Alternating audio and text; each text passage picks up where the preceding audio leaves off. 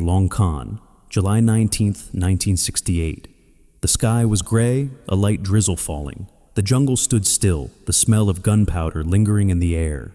Bravo Platoon 2, 3rd Infantry had just taken fire from 3 directions and then completely lost contact. 2 American soldiers lay face down in the mud as the sergeant yelled into the radio, "Where are they?" A short reply came back, "Tracker. Team is inbound. Hold your position." 17 minutes later, 5 figures appeared through the mist. Leading them was a small, dark-skinned Nung man with sharp eyes. He carried only a checkered scarf and a machete. He bent down to inspect a bent blade of Kogon grass, touched the dirt lightly, and said simply, 4 minutes ago. 3 men. Heavy load, likely an 82mm recoilless. Southeast. He moved off the team, following close behind in absolute silence. Duke, a black Labrador, led the way with his nose to the ground. They moved so quietly the leaves seemed frozen. The covermen at the rear brushed a few blades of grass back into place to erase their trail. The jungle grew denser. A hint of human waste drifted on the wind, a sign the other side was on edge. A snapped bamboo stem had been left as a decoy. The Nung man glanced at it once, then changed course. 2 hours and 40 minutes later, they halted on a slope. Duke went rigid tail straight. Down in the valley behind a curtain of vines, a faint glow flickered. 17 Viet Cong were resting, preparing to move. The radio man whispered, "Firefly, this is Tracker 1, grid 947221. 17 personnel, 1, 82mm 3 ammo crates, requesting fire support." The major sounded stunned. "You found them in under 3 hours. Affirmative." 3 minutes later, 105mm rounds crashed into the valley, clearing the area. When the explosion ceased, the 5 men slipped away as quietly as they had arrived. Duke looked back, tail twitching. On the ridge, the Nung man watched the smoke thin out. "Let's go." A U.S. platoon had lost their trail for a month. A combat tracker team needed only 3 hours. In 1965, the MACV headquarters at Tan Son Nhut had to acknowledge a simple truth.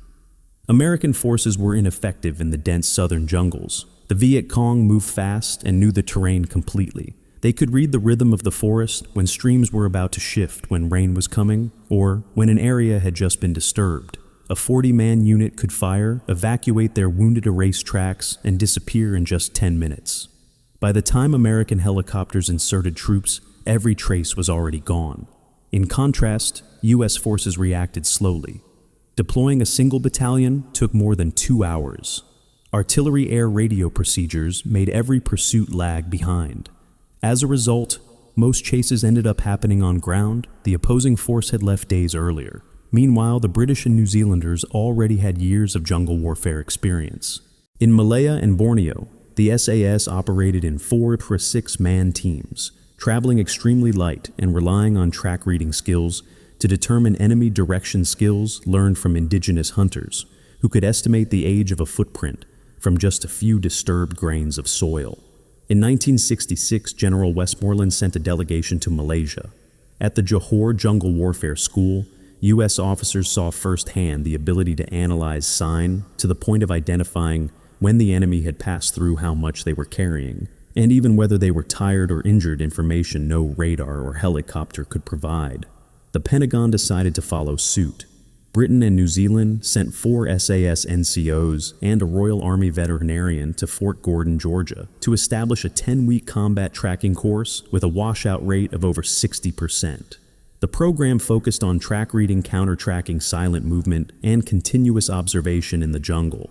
From this, the combat tracker team was born a 5-man team and 1 trained dog.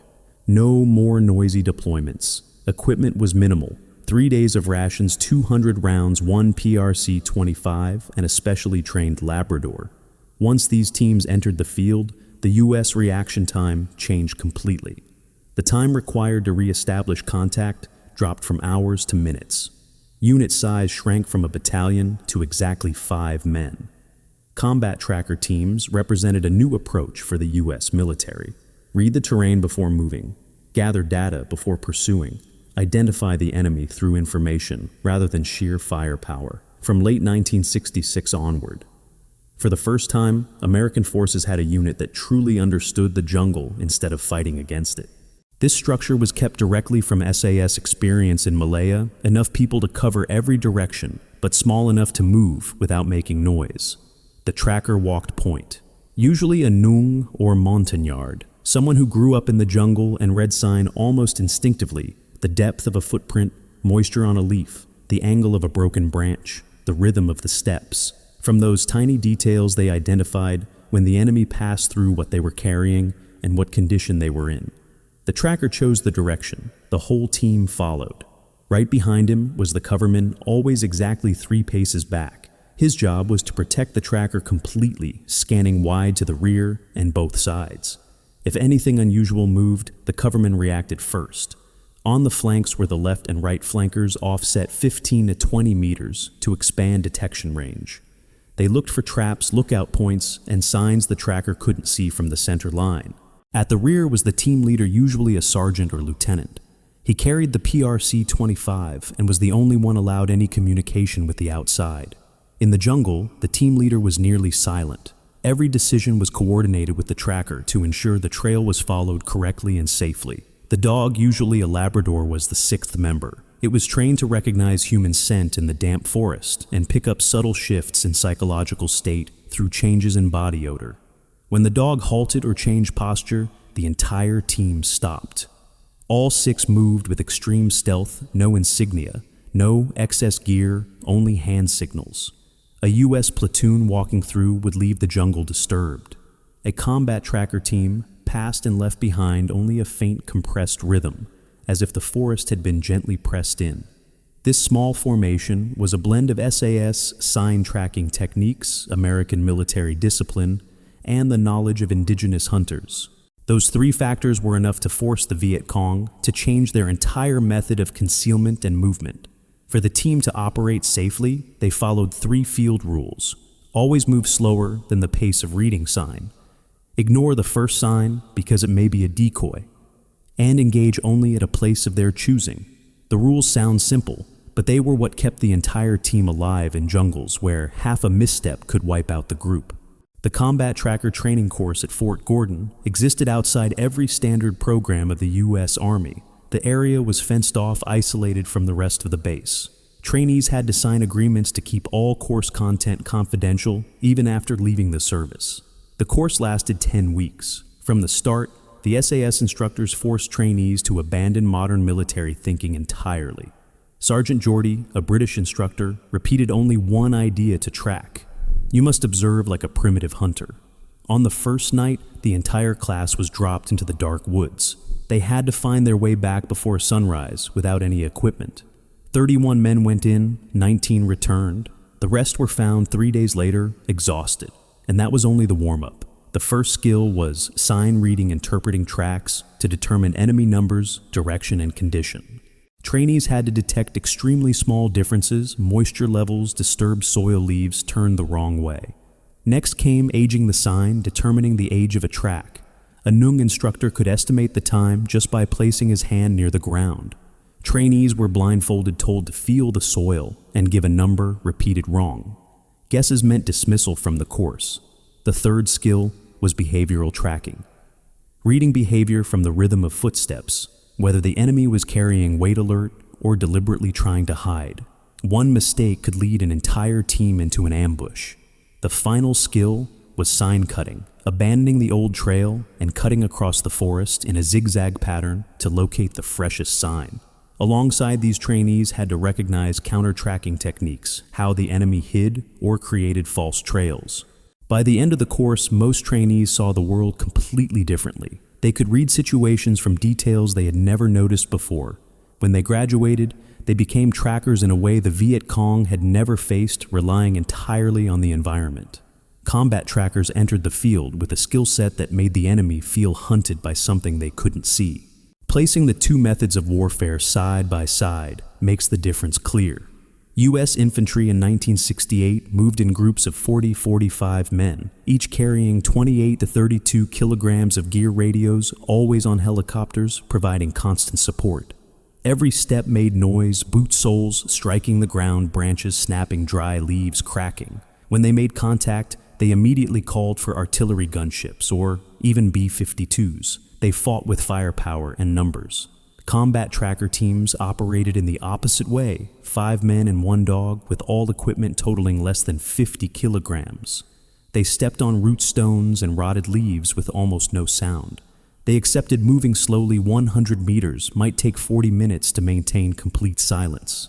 The difference in method was just as great. Infantry moved by maps and straight routes.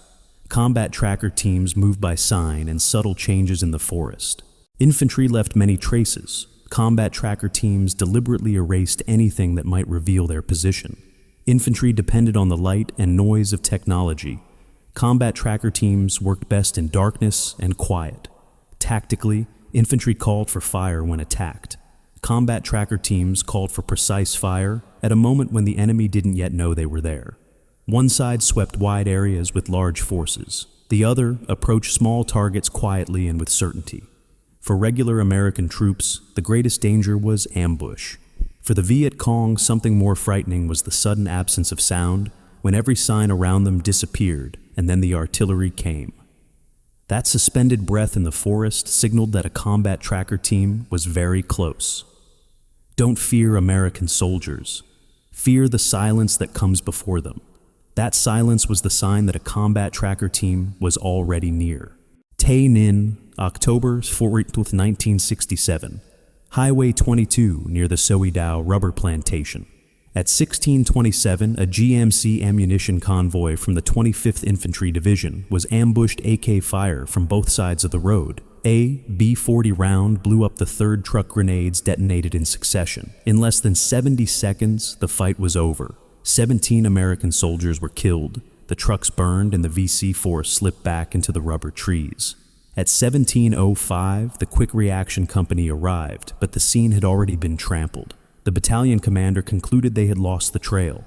800 meters away, a Huey dropped a tracker team Dagger, 5 men, and a black Labrador named Major. 17:12. They hit the ground. While the American troops were still milling around, the Nung tracker named Kassin had already walked straight to the tree line, kneeled and checked the soil. For him, 38 minutes was still enough. Here's what he read. Soil compressed 5mm edges still sharp, under 40 minutes. Rubber leaves with morning moisture pushed aside. Men moving fast. A broken giant bamboo stem, still wet with sap, under 30 minutes. Tire sandals with heels deeper than toes, carrying heavy loads running hard. He pointed west-northwest. Buchanan nodded and the team moved in immediately. They advanced evenly and quietly. Major leading Kassin behind him, 2 flankers spread 25 meters out on each side, and the covermen at the rear wiping out their tracks. The early sign was plenty shell casings, bandages, pith helmets, but Kassin recognized them as deliberate. He signaled to switch to sign cutting to pick up the real trail. By the second hour, sign faded. The VC had begun stepping on rubber roots and laterite stones and scattering dung to mask scent. Major sniffed several times, but lost the trail. Moments later, Major froze at a small rock hollow. His nose pushed in 3 strong times, then he flicked his ears, a clear sign of false scent.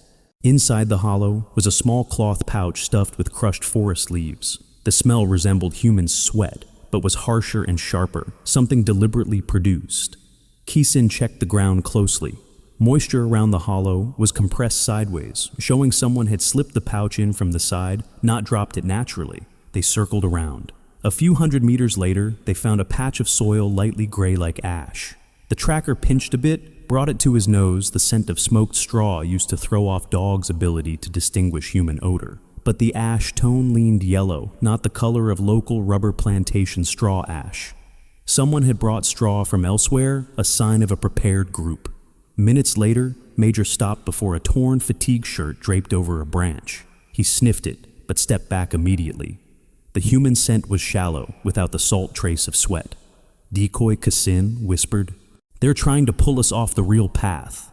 He crouched, gathered soil, feeling its looseness. The true scent line veered 12 degrees. Right? Follow me. The real group went this way. They advanced for nearly an hour when Kassin stopped.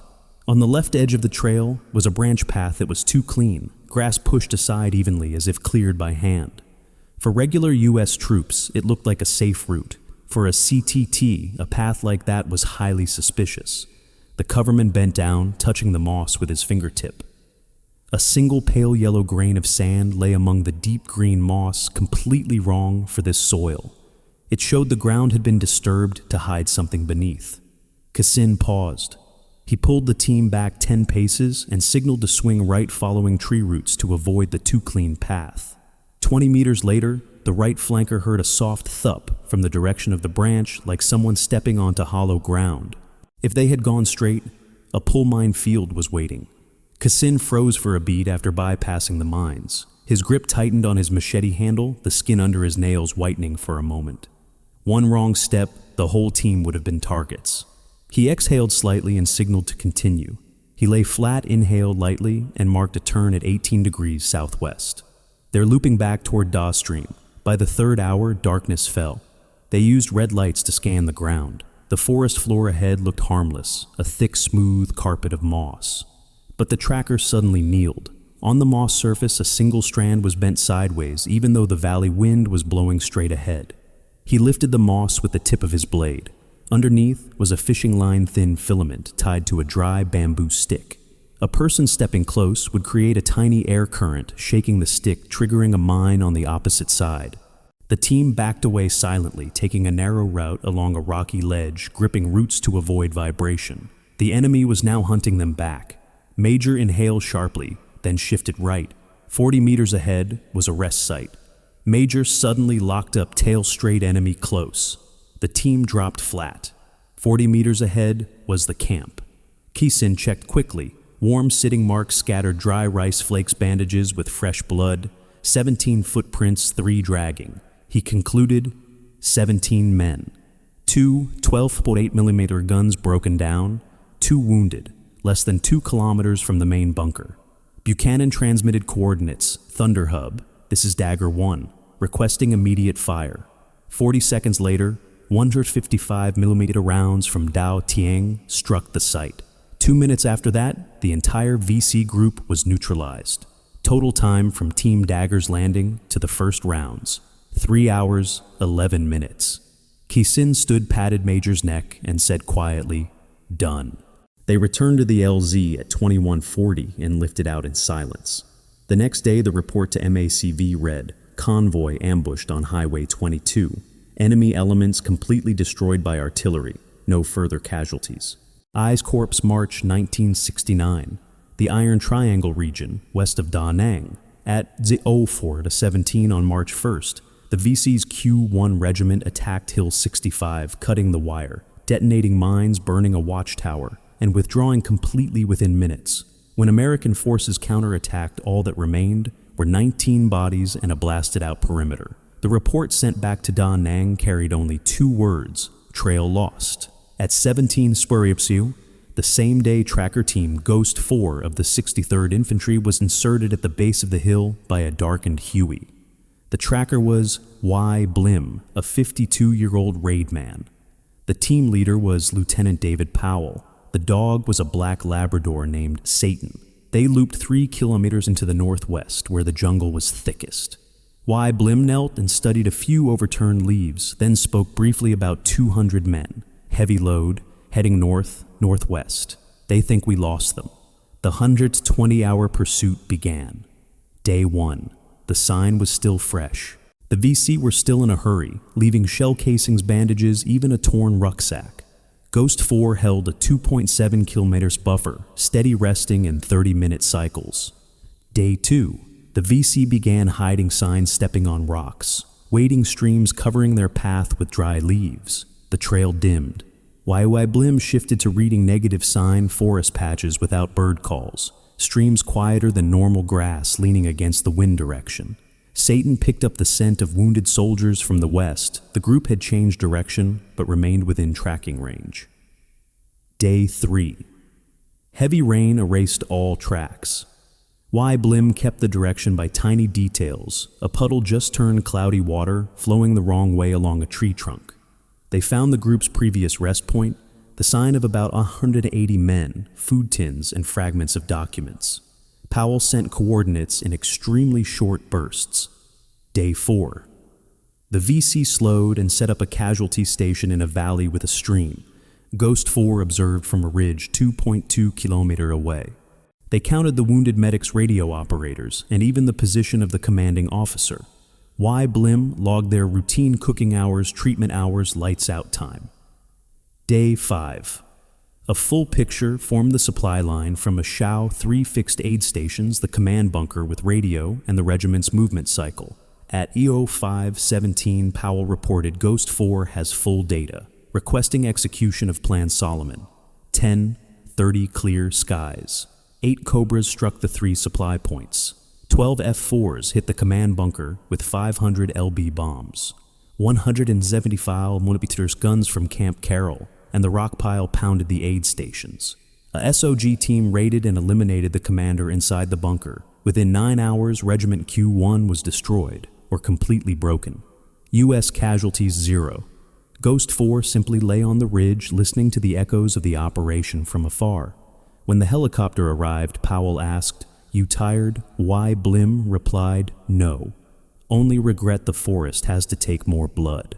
They left behind them a scorched and heavy silence. No one among the VC survivors knew that. For 120 hours, every step and habit they had was being tracked.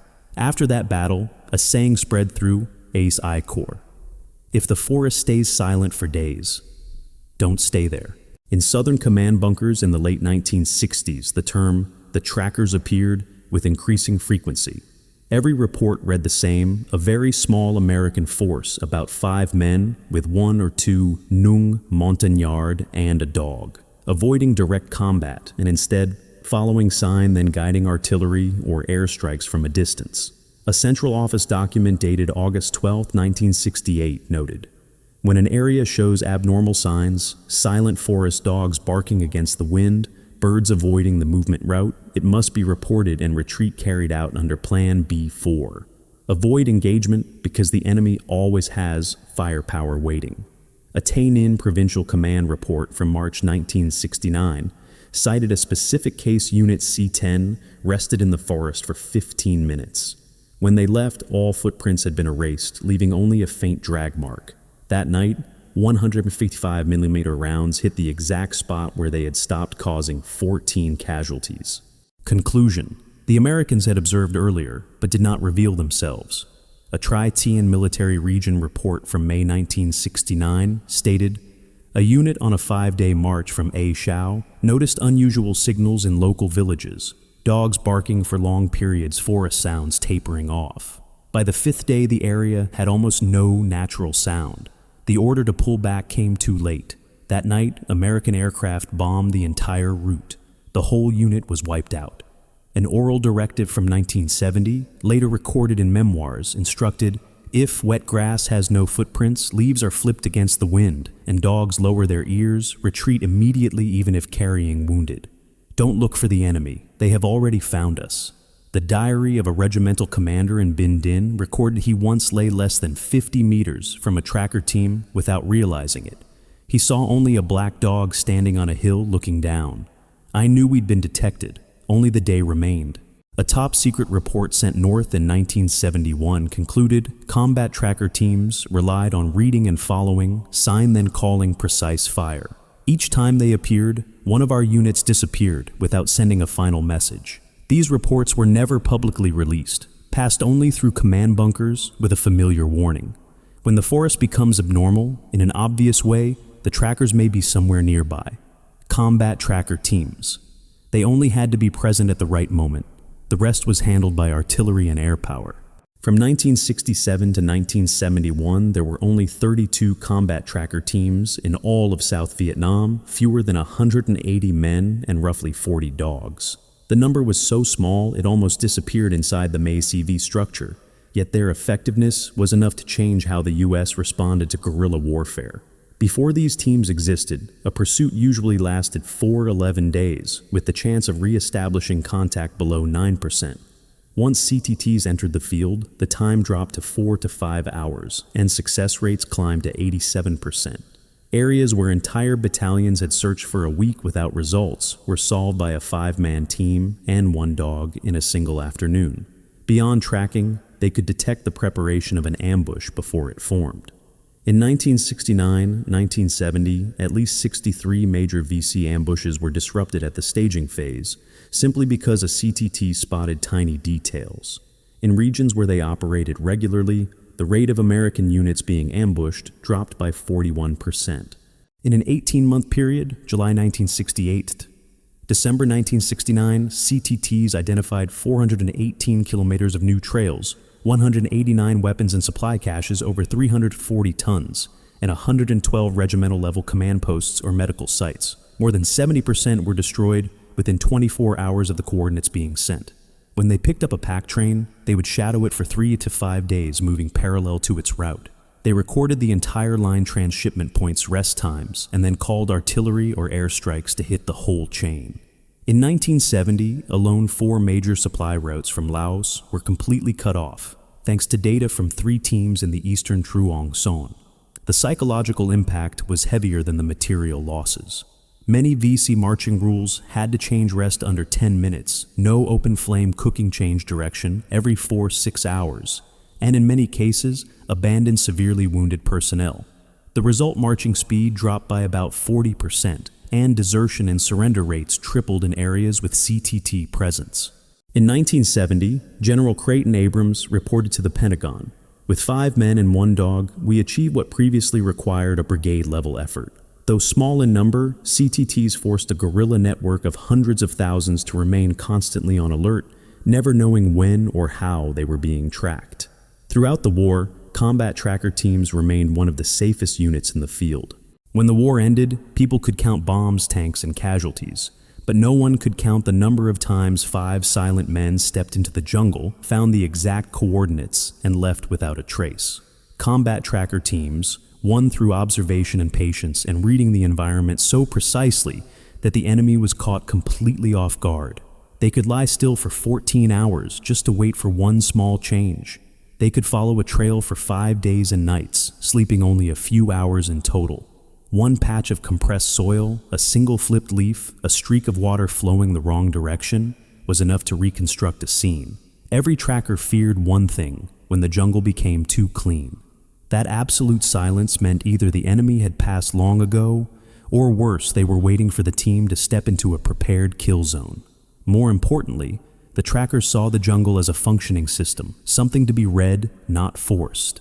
While most American forces relied on firepower and technology, the trackers did the opposite. They returned to primitive hunting skills, to confront a guerrilla force that survived by the same skills.